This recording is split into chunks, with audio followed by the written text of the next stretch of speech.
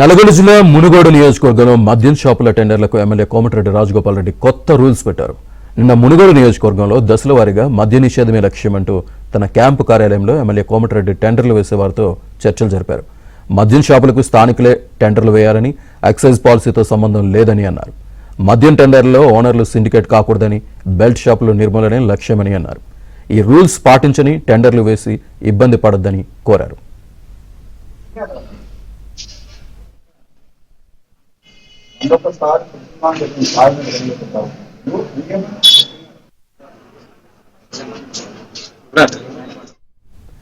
అయితే తాను మునుగోడు ప్రజల ఆరోగ్యం కోసమే తాను ఈ నిబంధనలు పెట్టినట్లు కోమటిరెడ్డి రాజగోపాల్ రెడ్డి తెలిపారు. మానవ జీవన ప్రమాణాలు పెంచడం, బెల్ట్ షాపుల నిర్మూలన, మహిళా సాధికారతే తన ఉద్దేశమని అన్నారు.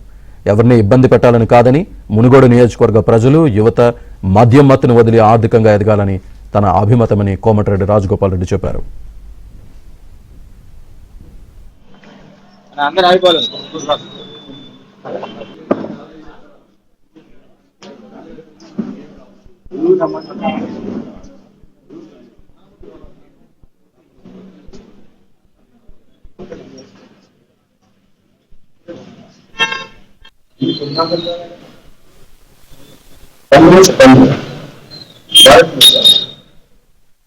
నా నియోజకవర్గం మునుగోడు నియోజకవర్గంలో మాత్రం నేను మాత్రం ఎట్టి పరిస్థితుల్లో నేను నడవలేను.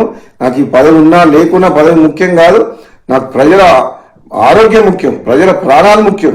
టెండర్ వేసి వైన్ షాప్ వాళ్ళకి ఏం చెప్తున్నామంటే, మీరు టెండర్ వేయదలుచుకుంటే వైన్ షాప్ల పక్కన పర్మిట్ రూమ్ అని ఉంటుంది. అది మా డే టైంలో తాగుతుర్రు. అక్కడికి వచ్చి అక్కడ అందరి చుట్టుపక్కల ప్రాంతాల్లో అందరికీ ప్రాబ్లమ్స్ అవుతున్నాయి.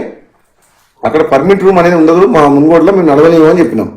అలౌ చేయను. నేను ఎమ్మెల్యేగా ఉన్నంత వరకు ప్రజల ప్రాణాలు, ప్రజల ఆరోగ్యమే నాకు ఇంపార్ట్ తప్పితే ప్రజల జీవితాలతో ఆడుకునే ఎవరు ఏ పని చేసినా ఎట్టి పరిస్థితుల్లో ఒప్పుకునే ప్రసక్తే లేదు. ఊరు బయట ఉండాల్సిన వైన్ షాప్ ఊరు సెంటర్లో ఉంటుంది. బెల్ షాప్లోకి అమ్మొద్దంటే మళ్ళీ దొంగసాటుగా బెల్ షాప్లో అమ్ముతుండ్రు. అది అమ్మతో చెప్తున్నా. ప్లస్ మళ్ళీ వీళ్ళందరూ వైన్ షాపులు అందరూ కలిసి సిండికేట్ అవుతుండ్రు. సిండికేట్ అవడం వల్ల ఏమైతుంది, రేటు పెంచి అమ్ముతుండ్రు, డూప్లికేట్ అమ్ముతుండ్రు. వేరే మండలాలు, వేరే నియోజకవర్గాలు, వేరే జిల్లా వాళ్ళు ఇక్కడ పార్టిసిపేట్ చేయొద్దు. వైన్ షాప్ లొకేషన్స్ కూడా తప్పున్నాయి. టౌన్లో, సెంటర్లో, పబ్లిక్ ప్లేసెస్ లో పెట్టిండ్రు. అది ఊరు బయట పెట్టాలి వైన్ షాప్. అసలు తప్పకుండా ఈ మునుగోడుతో పాటు తెలంగాణ రాష్ట్రంలో ఈ ఎక్సైజ్ పాలసీని సమీక్షించి ఈ ప్రజల ఆరోగ్యం ఖరాబ్ చేసేది కాదు, ప్రజల ఆరోగ్యం మెరుగుపరిచే విధంగా మనం ఏ విధంగా ప్రభుత్వం పనిచేయాలనో ఆలోచన చేయాలని చెప్పి కూడా ప్రభుత్వం దృష్టి